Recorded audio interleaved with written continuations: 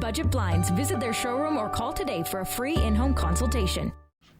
And Moses joins us for a first look at sports. Now, the Rustlers men's basketball team is off to a perfect start in 2016, at least in the wins column. And they should be happy about that. You think about it. You swept the Augustana Vikings last weekend. All things are all good.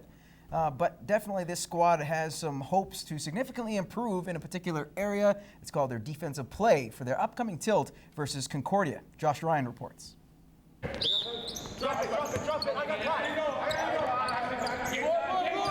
Coach Sheree Thomas and the Rustlers men's basketball team are hoping to leave performances like Saturday night in the past. After handling the visiting Vikings the previous evening, they required a big third-quarter push to escape Camrose with the win. I have to give Augustana credit. They came out and actually won the game a little bit more than we wanted it.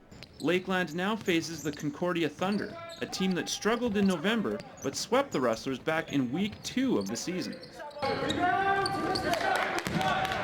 When we played them the first time at their place, it was a game we gave away. We were up with a couple of seconds left, and they executed what they had to.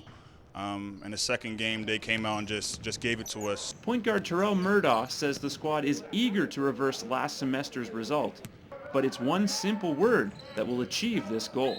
Defense. Defense for us, we've always had problems with our defense. I mean, some quarters it's good, some quarters it's terrible, so we need to have it consistently for the whole game. That's the focal point in practice this week for Thomas's squad. The Rustlers have allowed opponents to score more than 3 points per game higher than Nate and Keanu, the two teams ahead of the Rustlers in the North Division standings. I think for championship teams, it's defense. You have to stop the other team, right? If we can play defense for the full 40 minutes of the whole game, we'll be all right. So we got to focus always on defense. Mentally, too, the little things. If we focus on the little things, it'll all come together for us. Thomas and the rest of the squad will have to wait until Friday night in Edmonton to see if the emphasis on defense carries into gameplay. Josh Ryan, Newcap Sports. Thanks, Josh. We'll stick to hockey now, or move to hockey. The Lloydminster Bobcats are going to be on the road this week, playing 4 games in 6 nights. Tonight, they're in Fort McMurray to take on the Oil Barons. These two teams met 3 times this season so far, with the Cats taking 2 of them, and that includes the last time these pair met, a 4-3 overtime victory with Chris Spriggs potting the winner for the Bobcats. Now, that was back in late November. Lloydminster coming off a 6-1 victory over Drayton Valley last Friday. Spriggs notched a hat trick in that one. The forward is also hot of late. He's riding an 8-game point streak heading into tonight's tilt. And some news regarding the Bonnyville Pontiacs. A couple players on their squad will be watching their next game from the stands after being handed suspensions. Defensemen Brinson Pashnik and Ben Mack were given 1 game each for their actions in Saturday's 6-5 win over the Camrose Kodiaks. Pashnik was suspended for fighting, his 5th of the year, while Mack is serving for an instigator call, his 2nd on the year. Now both will miss Friday's game versus Spruce Grove. Now, it's one of the most fun nights female hockey fans can have away from the rink. The Lloydminster Bobcats held their annual Ladies' Night on the weekend, which is one of their biggest fundraisers of the year. Drew Miller takes a look at how things went in this week's Beyond the Boards. It was a special kind of night for the Lloydminster Bobcats as they held their annual Ladies' Night fundraiser, an event that grows each year.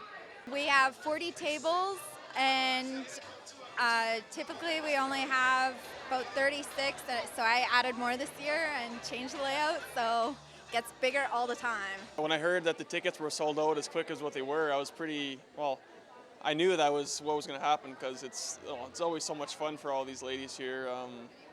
And yeah, I'm sure we make lots of money here, and it's awesome to see the support. The event raised more than $13,000. Jackie Thomas has attended 6 ladies' nights and says it's a great way to help the team. I think it's a good night for adults to get out, for women who, like me, who have a little bit, who want to get out and support the community in different ways and not just shopping. And so it's a different way to support the community.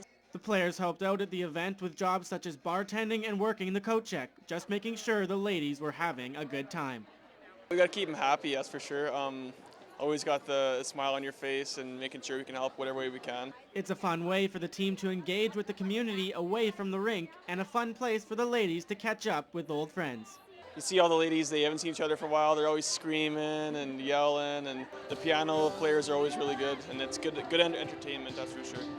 We try to get in the community as much as we can to help, and it's great when the community can help us out too. Now with the annual ladies' night over, the boys can focus on the rest of the season. Drew Miller, Newcap Sports.